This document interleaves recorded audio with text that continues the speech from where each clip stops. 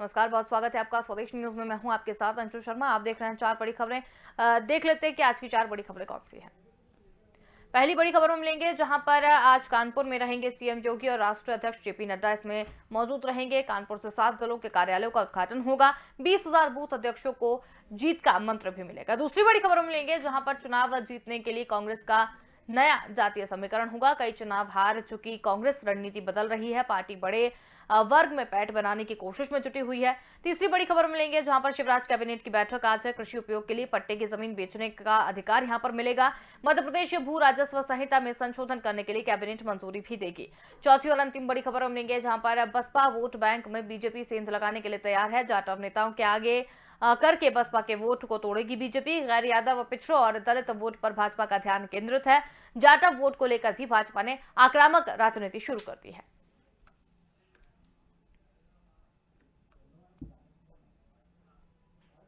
नमस्कार, देख रहे हैं आप चार बड़ी खबरें। रुक करेंगे पहली बड़ी खबर की ओर जहां पर भाजपा के राष्ट्रीय अध्यक्ष जेपी नड्डा और मुख्यमंत्री योगी आदित्यनाथ कानपुर में मंगलवार को 4.25 घंटे रहेंगे। इस दौरान अलग अलग 4 कार्यक्रमों में हिस्सा लेंगे। इसे लेकर जिला प्रशासन ने तैयारियां पूरी कर ली हैं।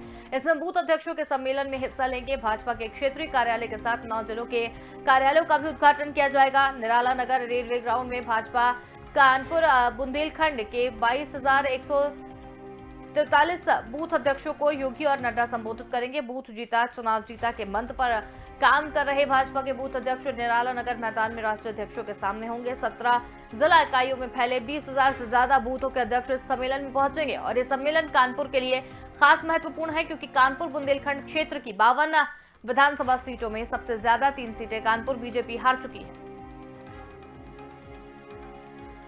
और यूपी एडिटर अखिल सिद्दीकी हमारे साथ यहाँ पर जुड़ गए हैं। जी अखिल जी, जेपी नड्डा आज मौजूद रहेंगे और इसके साथ ही बूथ स्तर पर उन्होंने पार्टी को मजबूत करने की यहाँ पर बात कही है और जीत का मंत्र भी वो इसी तर्ज पर देने वाले हैं। क्या कुछ अधिक जानकारी?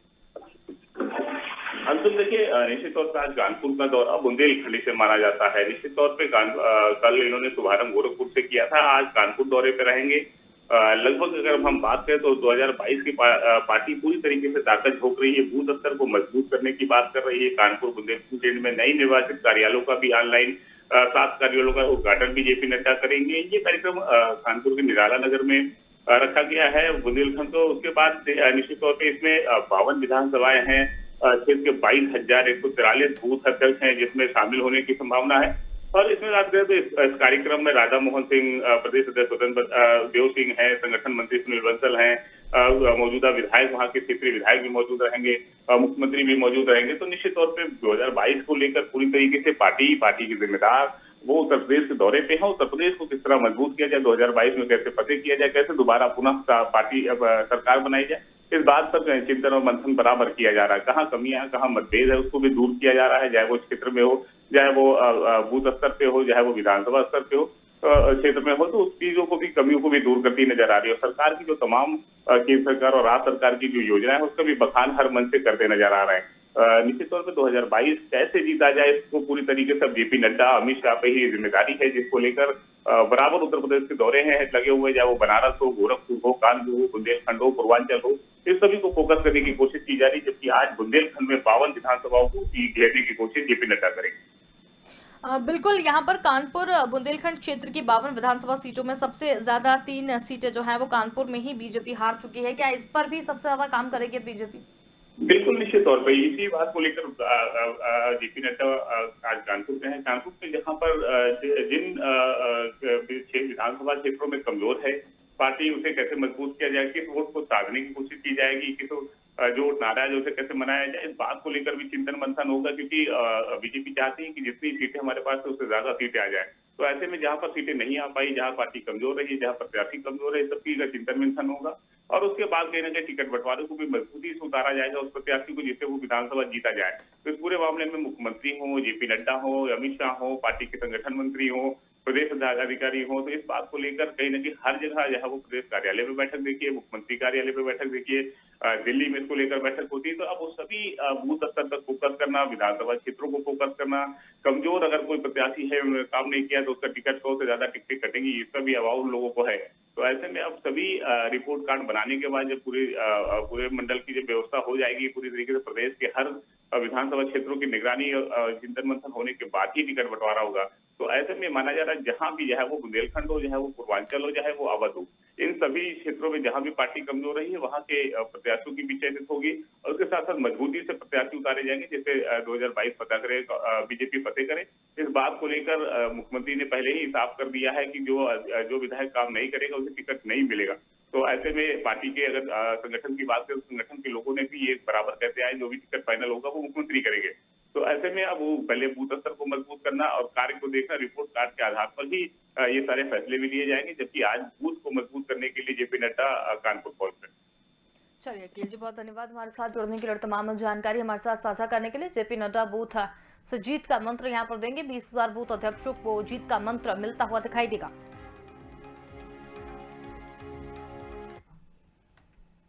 चलिए रुक करेंगे एक और बड़ी खबर की ओर, जहां पर एक के बाद एक कई चुनाव हार चुकी कांग्रेस अब रणनीति बदल रही है। जातिकरण समीकरण साधने के साथ पार्टी बड़े वर्ग में भी पैठ बनाने की कोशिश में जुटी हुई है। दलित, महिला और ओबीसी फॉर्मूला पार्टी की इस रणनीति का हिस्सा है। पार्टी के फैसलों में इन तीनों वर्ग की छाप साफ दिखाई दे रही है, क्योंकि पार्टी इस फॉर्मूले को विधानसभा के साथ वर्ष 2024 के लोकसभा चुनाव के लिए मुफीद मान रही है। कांग्रेस पार्टी मानती है कि भाजपा कई मुद्दों पर अमीरों के साथ खड़ी दिखाई देती है और ऐसे में कांग्रेस को पिछड़ों के साथ खड़ा नजर आना चाहिए।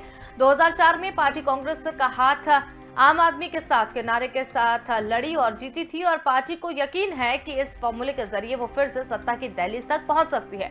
पंजाब में पहला दलित मुख्यमंत्री बनाना हो या यूपी में 40% महिलाओं को टिकट देने का ऐलान हो, पार्टी लगभग हर फैसले में ये फॉर्मूला लागू करेगी। राजस्थान में मुख्यमंत्री अशोक गहलोत के मंत्रिमंडल फेरबदल में भी इसी फॉर्मूले पर अमल किया गया है और इससे साफ है कि 5 राज्यों के चुनाव के बाद होने वाले विधानसभा चुनाव में भी पार्टी इस फॉर्मूले को केंद्र में रखकर चुनावी रणनीति बनाएगी।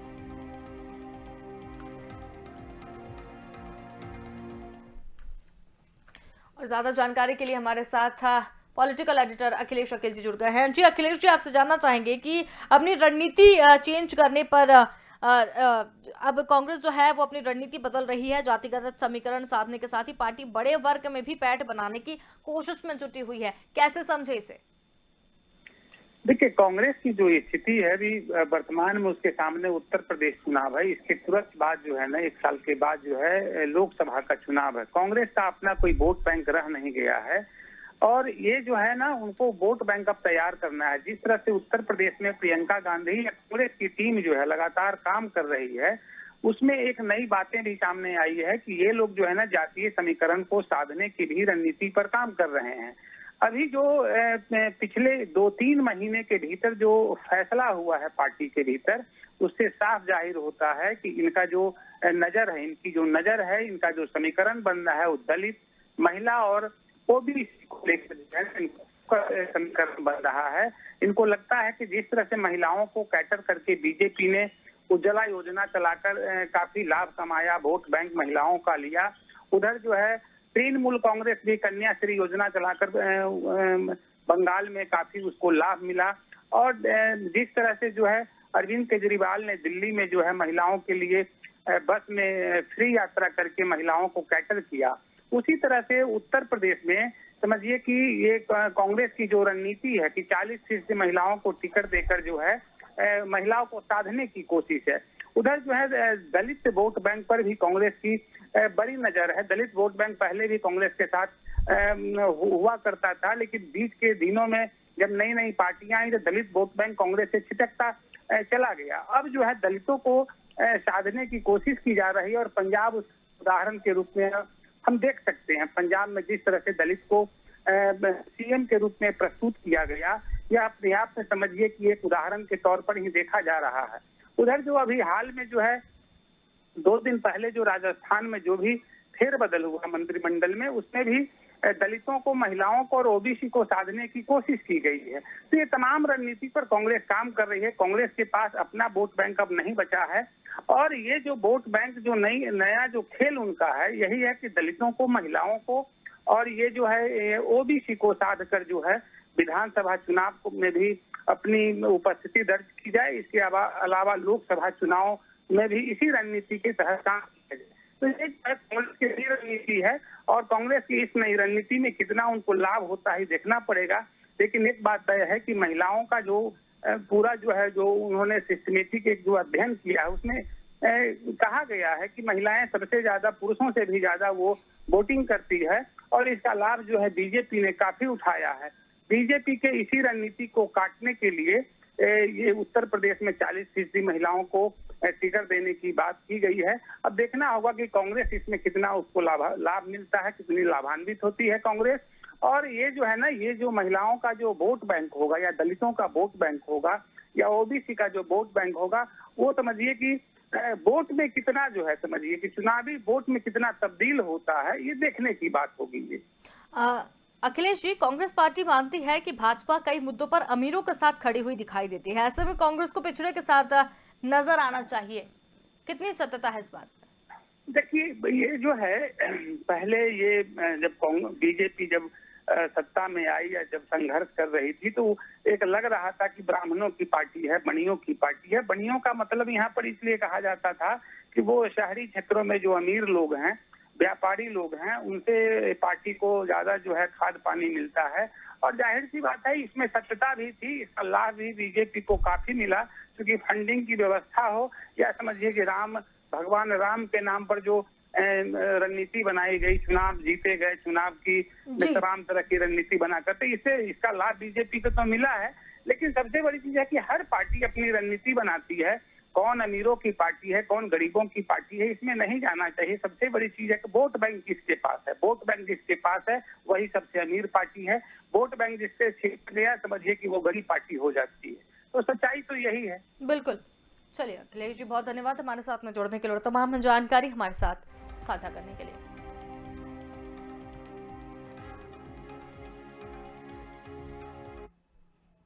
बढ़ेंगे अगली खबर की ओर, जहां पर प्रदेश में जिन लोगों को कृषि उपयोग के लिए जमीन पट्टे पर दी गई है और स्वामित्व मिल चुका है, अब वो जमीन बेच सकेंगे। हालांकि विशेष परिस्थितियों में कलेक्टर की अनुमति से जमीन बेची जा सकती थी, लेकिन अब इसकी अनिवार्यता समाप्त की जा रही है। राज्य कैबिनेट मंगलवार को होने वाली बैठक में राजस्व विभाग के इस प्रस्ताव पर फैसला लेगी। मंत्रालय सूत्रों ने बताया है कि राजस्व विभाग के प्रस्ताव के मुताबिक जिन लोगों को कृषि उपयोग के लिए सरकारी जमीन पट्टे पर दी गई है, इसका स्वामित्व मिले 10 साल हो गए हैं, उन्हें अब जमीन बेचने का अधिकार दिया जा रहा है। इसके लिए मध्य प्रदेश भू राजस्व संहिता में संशोधन करने के लिए कैबिनेट मंजूरी देगी। प्रस्ताव के मुताबिक जो व्यक्ति पट्टे की जमीन खरीदेगा उसे बाजार दर के हिसाब से 5% राशि सरकार के खजाने में जमा करानी होगी। इसके अलावा जो जमीन पहले बेच दी गई है लेकिन उसे मान्यता नहीं दी गई है, उसका भी 5% सरकारी खजाने में जमा कराने के लिए मान्य करा सकते हैं। बैठक में माइनर माइनिंग और अवैध उत्खनन रोकने के लिए राजस्व निरीक्षक को उसे वापस लेकर खनिज विभाग को सौंपने के प्रस्ताव पर भी चर्चा होगी।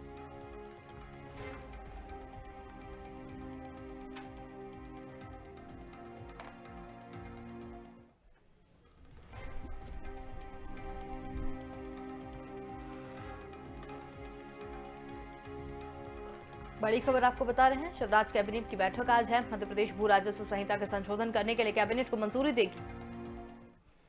और ज्यादा जानकारी के लिए संवाददाता विवेक प्रणाम हमारे साथ यहाँ पर जुड़ गए हैं। जी विवेक, शिवराज कैबिनेट की अहम बैठक यहाँ पर है। इसके साथ ये भी कहा जा रहा है कि जिन लोगों को कृषि उपयोग के लिए जमीन पर पट्टे दिए गए हैं उनका स्वामित्व मिल चुका है, अब वो जमीन भी बेच सकेंगे। क्या कुछ अधिक जानकारी?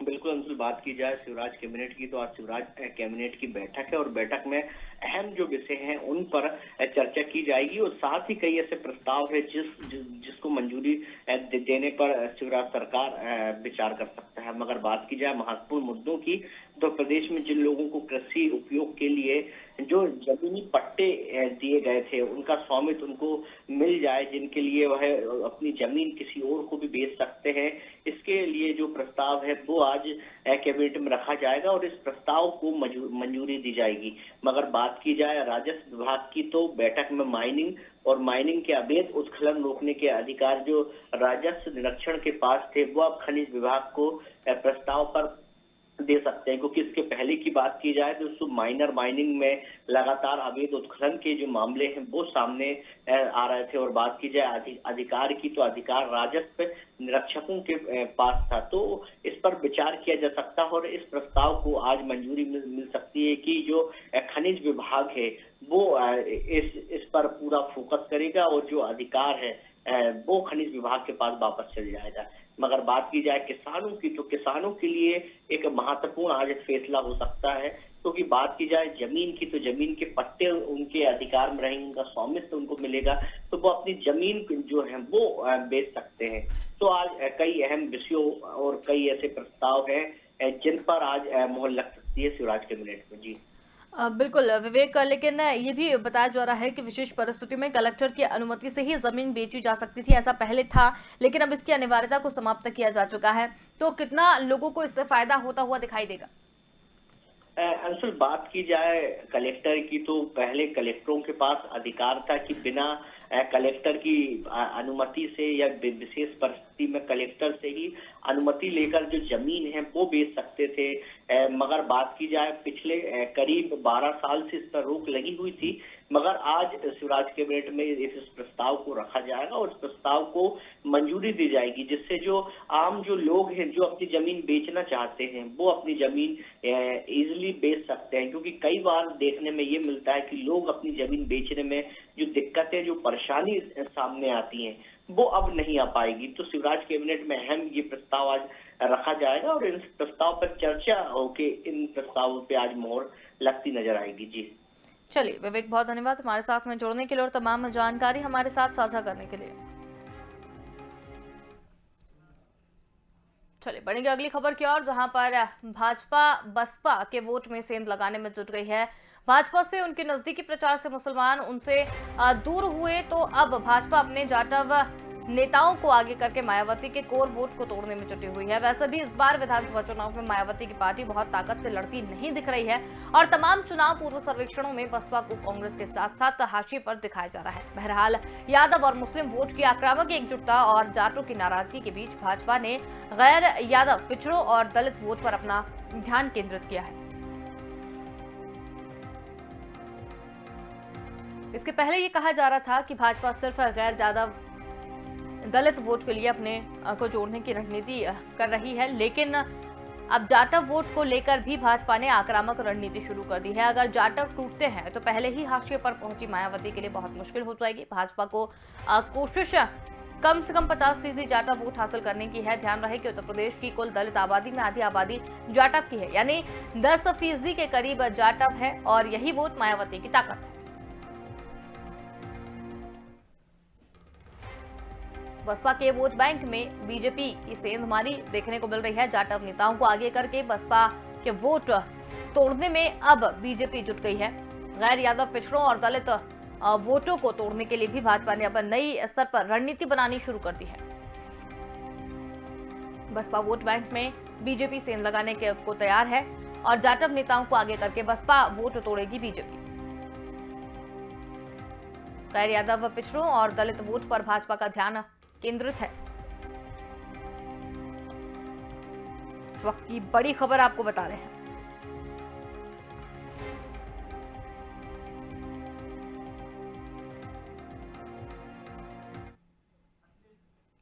और ज्यादा जानकारी के लिए हमारे साथ पॉलिटिकल एडिटर अखिलेश वकील जुड़ गए हैं। जी अखिलेश जी, भाजपा बसपा के वोट में सेंध लगाने में जुट गई है, क्या कुछ अधिक जानकारी? देखिए, बीजेपी की सबसे बड़ी समस्या जो है पश्चिम उत्तर प्रदेश में फंस गई है, ये जहां पर किसान आंदोलन की ज्यादा समझिए की भूमिका थी। और इसमें जो है ना, बीजेपी को पहले लग रहा था कि जो जाट उनका वोट बैंक है उस वोट बैंक को हम कैटर कर लेंगे, लेकिन ऐसा हुआ नहीं।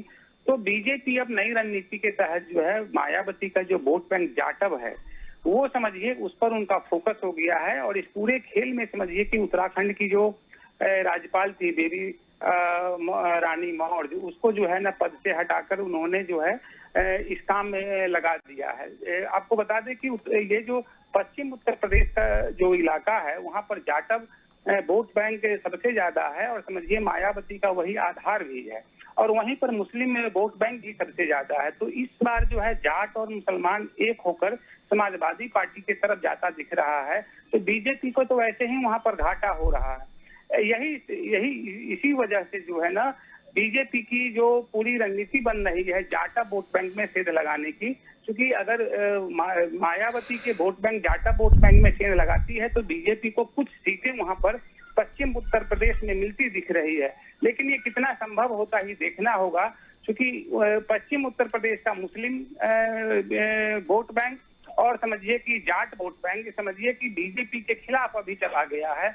और ये लगता है कि ये समाजवादी पार्टी के साथ ही ये जुड़ जाएगा, थोड़ा बहुत समझिए कि वो कांग्रेस के साथ भी जा सकता है। लेकिन ये जो है बेबी रानी मौर्य ये जाटव वोट बैंक को कितना कैटर कर पाती है देखना होगा।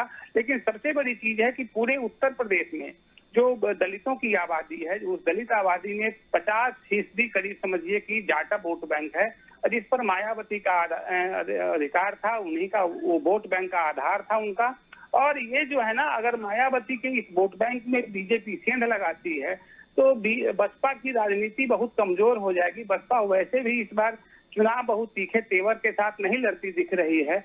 और मुसलमानों में भी जो मुस्लिम वोट बैंक उनके हुआ करते थे बसपा के, उनमें भी समझिए संशय की दृष्टि है। यही वजह है कि बसपा के समर्थन करने वाले मुस्लिम कम्युनिटी के लोग भी और समाजवादी पार्टी की तरफ जाते दिख रहे हैं। तो ऐसी स्थिति में अगर बसपा में के वोट बैंक जाटा वोट बैंक में अगर थोड़ा सा भी समझिए कि 3-4% की भी बीजेपी सेंध लगाती है तो बीजेपी को फायदा होगा और बसपा सबसे कमजोर पार्टी के रूप में वहां पर इस बार दिख रही है। तो यही वजह, उधर कांग्रेस भी सेंधमारी कर रही है, आम आदमी पार्टी भी पश्चिम उत्तर प्रदेश और पूर्वी उत्तर प्रदेश में काफी काम करती दिख रही है।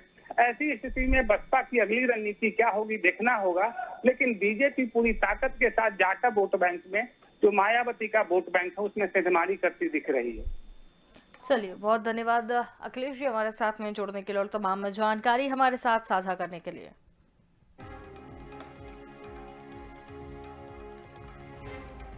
बसपा के वोट बैंक में बीजेपी की सेंधमारी देखने को मिल रही है। बसपा वोट बैंक में बीजेपी सेंध लगाने में जुटी हुई है। आपको बता दें कि अब बीजेपी